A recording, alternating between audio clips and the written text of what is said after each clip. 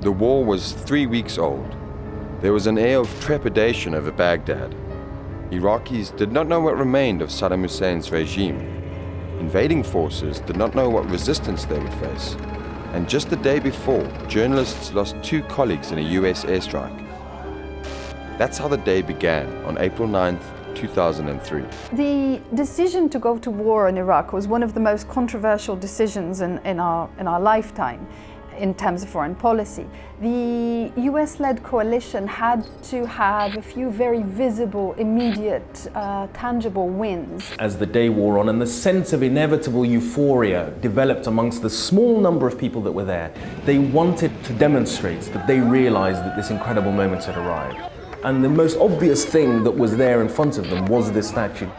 Because there were so many journalists there, they were able to broadcast basically immediately to go live. So that made the event global, even though the event itself wasn't the most important thing happening in Baghdad at the time, because there was still a lot of combat going on, and there was a lot of looting going on, which was probably the best indicator of the future that Iraq was going to have, a difficult, really problematic future, as opposed to one with statues being happily toppled. The symbolic ending of this. Today, How the event was reported fit perfectly with what the Bush administration had been saying in the lead up to the invasion. Military operations. That the war would be over quickly, that US forces would be greeted as liberators, and that Saddam Hussein's regime would promptly be replaced with a new democratic government. Defend the world from grave danger. They were bold assertions in need of validation. The statue helped. 24-hour news is a giant echo chamber. And when you introduce something that is a partial truth or a myth, it bounces around this echo chamber and creates a universal truth that people accept. The statue of Saddam Hussein comes tumbling down. You replay it thousands of times within a few hours. That is the image that you get. The scenes of free Iraqis celebrating in the streets, riding American tanks, tearing down the statues of Saddam Hussein in the center of Baghdad are breathtaking. We need to distinguish between American public diplomacy requirements for their audiences back at home. From the Iraqi perspective, very few Iraqis had actually seen that image on the day, or indeed in the following few days. It was only later on that that became iconic. So this image primarily served as a moment for the Western media. There were a lot of other statues that actually had been torn down and murals of Saddam Hussein that had been defaced by the US military throughout the entire invasion.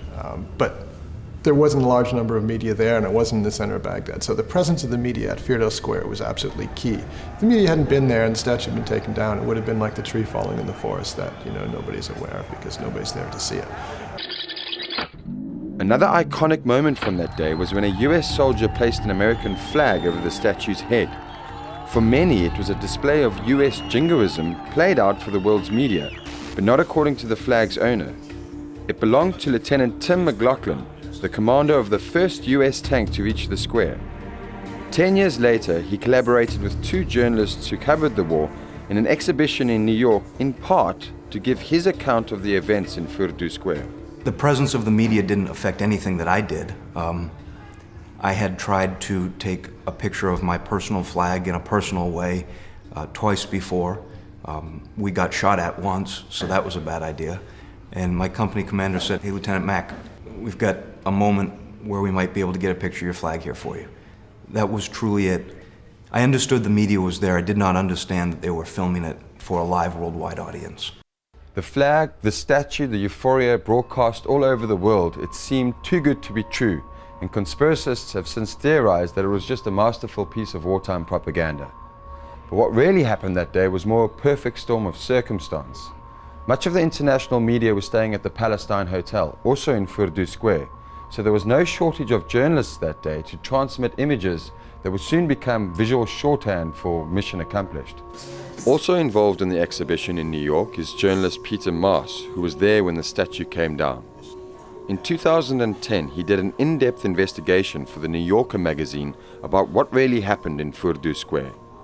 What he found was not that the event was staged for the media, but that the media helped stage the event. You can see the journalists, the photographers, the TV cameramen cluster around these Iraqis, and you can see how the Iraqis become more excited, gesturing more, shouting louder, the more cameras there are around them. So they are interacting and reacting to the cameras themselves. That's kind of like a latent effect that the mere presence of the cameras had. People were reacting to the cameras rather than kind of creating authentic events themselves without regard for what was happening around them.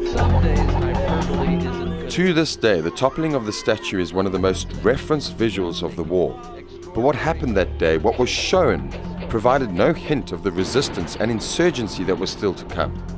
And the media's saturation coverage of a televisual act of defiance symbolized something that proved to be misleading. Whilst this image of a mission accomplished was being put out, the basis of the insurgency was already being laid. So I think the war and the coverage of the war continued as it started, which is one in which there was a lack of willingness to really take a critical look at every aspect of the war. That lessened and lessened as the occupation went on, as the reality of the war began to sink in, the realization that the fall of Baghdad was actually the end of the beginning and not the beginning of the end.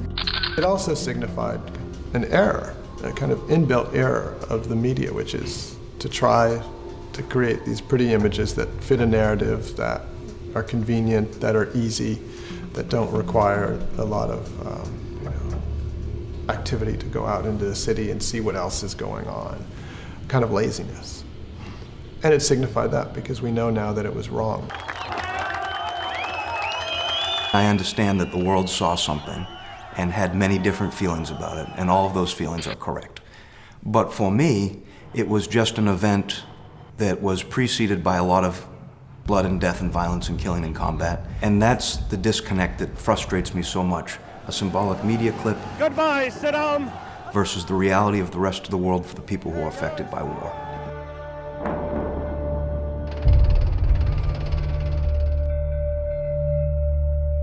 In a decade of war, certain images will inevitably be etched into memory. Some get there because of their significance, others because of the significance they are given.